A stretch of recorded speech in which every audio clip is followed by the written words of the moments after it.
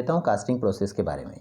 जैसे हमने कास्टिंग की बात करी थी, कास्टिंग एक ऐसा मैन्युफैक्चरिंग प्रोसेस है जिसमें हम लिक्विड मेटल को एक मोल्ड कैविटी में पोर करते हैं। ये हमने डेफिनेशन बोली थी कि कास्टिंग एक ऐसा प्रोसेस है मैन्युफैक्चरिंग जिसमें हम मॉल्टन मेटल को मोल्ड कैविटी में पोर करते हैं।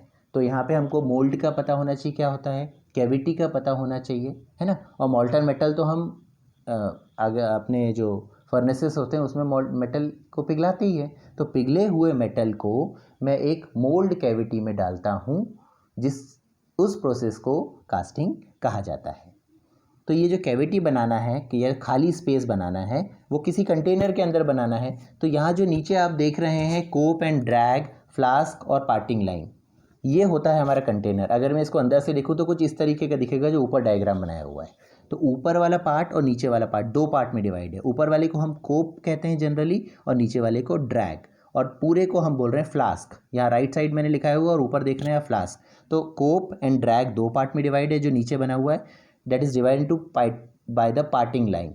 तो जो नीचे डायग्राम बना हुआ है उसी को हमने डिटेल में ऊपर भी बनाया हुआ है। फ्लास्क दिख रहा है हमें राइट हैंड साइड में, ऊपर कोप दिख रहा है, नीचे ड्रैग दिख रहा है और बीच में पार्टिंग लाइन दिख रही है। अब ये पार्टिंग लाइन क्या है, मतलब सेंटर होती है जनरली ये लाइन, है ना। तो अब इसमें क्या है, हमने अलग अलग पार्ट्स में डिवाइड किया है। सबसे ऊपर देख रहे हैं आप पोरिंग कप, या जिसको पोरिंग बेसिन भी कहा जाता है। पोरिंग मतलब किसी चीज़ के अंदर डालना, दैट इज़ पोर। तो हम क्या कर रहे हैं, पोरिंग जनरली लिक्विड के लिए बोला जाता है, पोर कर दो, उसमें वाटर पोर कर दो। तो लिक्विड मेटल को पोर कर रहे हैं। तो हमने क्या किया, एक बेसिन बनाया। बेसिन मतलब बकेट टाइप का, है ना, जैसे मग होता है हमारा। तो हमने ऊपर एक बकेट बनाई जिसमें हम मॉल्टन मेटल को पहले पोर करेंगे। अब मॉल्टन मेटल जब हम पोर करेंगे वो अंदर जा रहा है, तो वो that is passing through sprue. जो नीचे वर्टिकल दिख रहा है आपको टेपर्ड सा, इसको हम स्प्रू कहते हैं। अब ये टेपरिंग क्यों है और इसको स्प्रू का फंक्शन क्या है, ये सारी हम डिटेल में डिस्कस करेंगे। तो मॉल्टन मेटल जब मैंने पोरिंग बेसिन से ऊपर डाला, फिर वो स्प्रू से पास हुआ, फिर वो नीचे आया। नीचे आप देख रहे हैं कुछ बकेट टाइप का शेप है, इसको स्प्रू वेल भी कहा जाता है। मैंने आगे डायग्राम और भी बनाया है और डिटेल में उसको डिस्कस भी करूँगा मैं। तो ये स्प्रू वेल में आया मॉल्टन मेटल। अब मॉल्टन मेटल यहाँ पे सेटल डाउन हो गया। अब धीरे धीरे वो आगे जाने लगा, क्यों, क्योंकि रनर बना हुआ था वहाँ पे, तो उसको खाली जगह मिली जिसको हमने रनर कहा हुआ है। Runner is passing along the parting line, runner is passing along the parting line. तो ये जो नीचे वेल में मॉल्टन मेटल आ गया था वो रनर से पास होने लगा। रनर के बाद आप देख रहे हैं थोड़ा सा एक्सटेंशन, ऊपर पार्ट है राइज़र, ठीक है, ऊपर वाला पार्ट भी भरा, नीचे वाला पार्ट भी भरा, राइज़र भी हो गया। राइज़र का भी क्या फंक्शन है वो हम डिटेल में डिस्कस करेंगे। राइज़र ज़रूरी नहीं है कि यहीं पे लगे, राइज़र कहीं और भी लगा सकते हैं और किसी और टाइप का भी हो सकता है।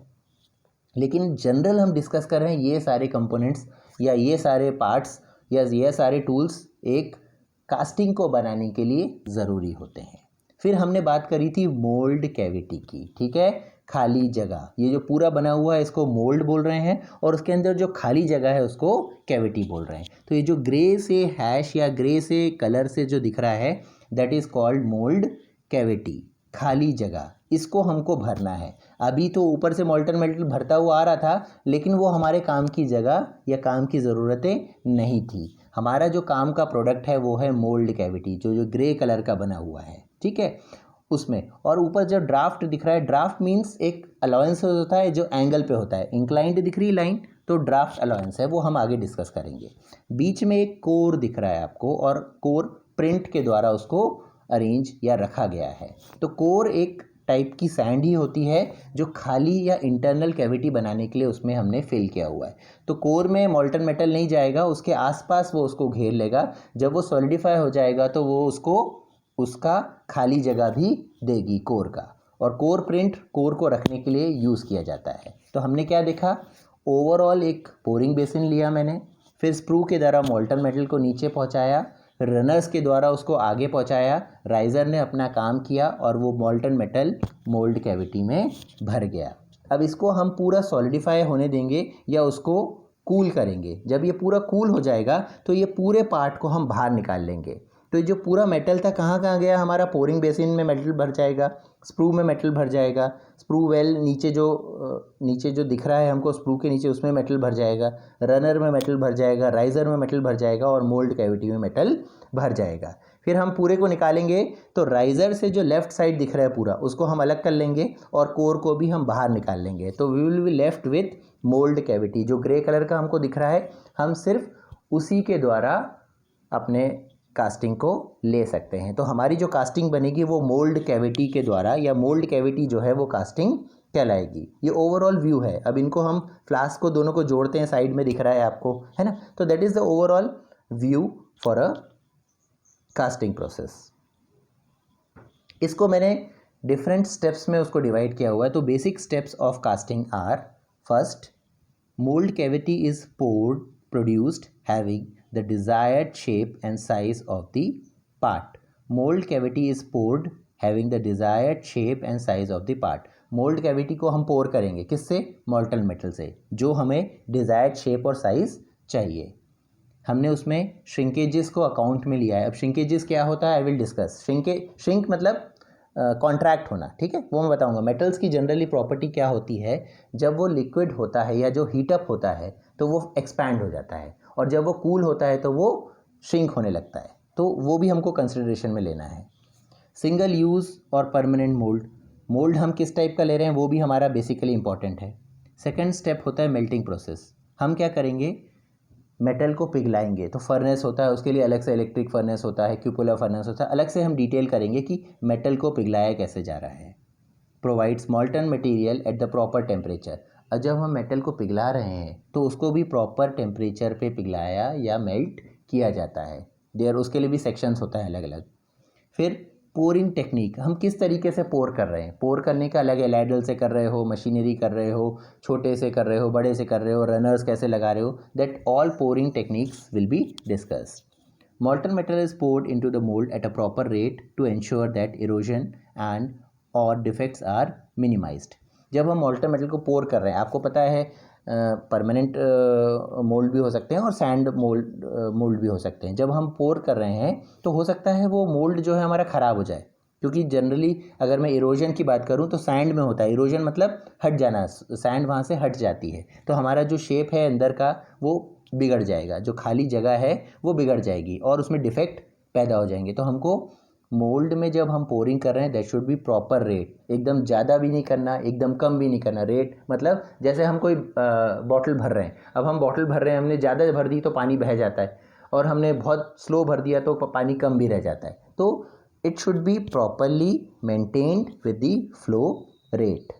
अब फोर्थ स्टेप है उसका सॉलिडिफिकेशन प्रोसेस। अब उसको सॉलिडिफाई होना है।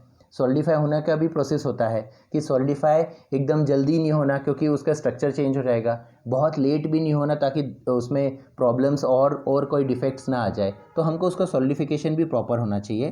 कंट्रोल्ड सॉलिडिफिकेशन होना चाहिए that allows the product to have desired property. जैसे मैंने बोला सॉलिडिफिकेशन होता है जल्दी और धीरे, दोनों हमारे लिए हानिकारक हो सकते हैं। कि एकदम सडन हो गया तो उसकी प्रॉपर्टीज़ में चेंज आ जाएगा, और बहुत टाइम लगा रहा है तो भी उसमें प्रॉपर्टीज़ में चेंज आ सकता है। जैसे वो हो सकता है एयर से और ज़्यादा रिएक्ट कर ले, जो गैसेस हैं उसके अंदर वो भी रिएक्शन में कर सकती हैं। तो it should be properly controlled. Mould should be design so that shrinkage is controlled. Mould के डिज़ाइन ऐसा होना चाहिए कि श्रिंकेज को हम कंट्रोल कर सकें। Now fifth step is mold removal. The casting is removed from the mold. Single use molds are broken away from the casting. Permanent mold must be designed so that removal does not damage the part. जैसे मैंने बोला कि जो mould हमारे बन रहे हैं वो सैंड से भी बन सकते हैं और परमानेंट भी बन सकते हैं। सैंड को हम सिंगल यूज़ मोल्ड बोल रहे हैं क्योंकि उसको तोड़ के निकालना पड़ता है कास्टिंग को, लेकिन परमानेंट मोल्ड को हम ऐसे नहीं कर सकते, उसको ऐसा डिज़ाइन करना पड़ता है ताकि उसका रिमूवल आसानी से हो सके, मतलब कास्टिंग का रिमूवल उसमें से हो सके। Last step is cleaning, finishing and inspection operations. Excessive material along the parting lines may have to be machined. उसकी फाइनल, जैसे हमने बताया था कि कास्टिंग जो है वो 80 to 90% फाइनल प्रोडक्ट देता है, बाकी फिनिशिंग और कुछ छोटे मोटे ऑपरेशंस होते हैं उसमें। तो उसकी प्रॉपरली क्लीनिंग होनी चाहिए, फिनिशिंग होना चाहिए और इंस्पेक्शन भी प्रॉपरली होना चाहिए। तो these are the steps through which material can be और the casting process can be completed. बहुत सारे इसके अंदर प्रोसेस आते हैं। एक समरी हमने बता दी है कि ये 6 स्टेप होते हैं। मॉल्टन मेटल मोल्ड को डिज़ाइन करना, मेटल को पिघलाना, मेटल को पोर करना, उसको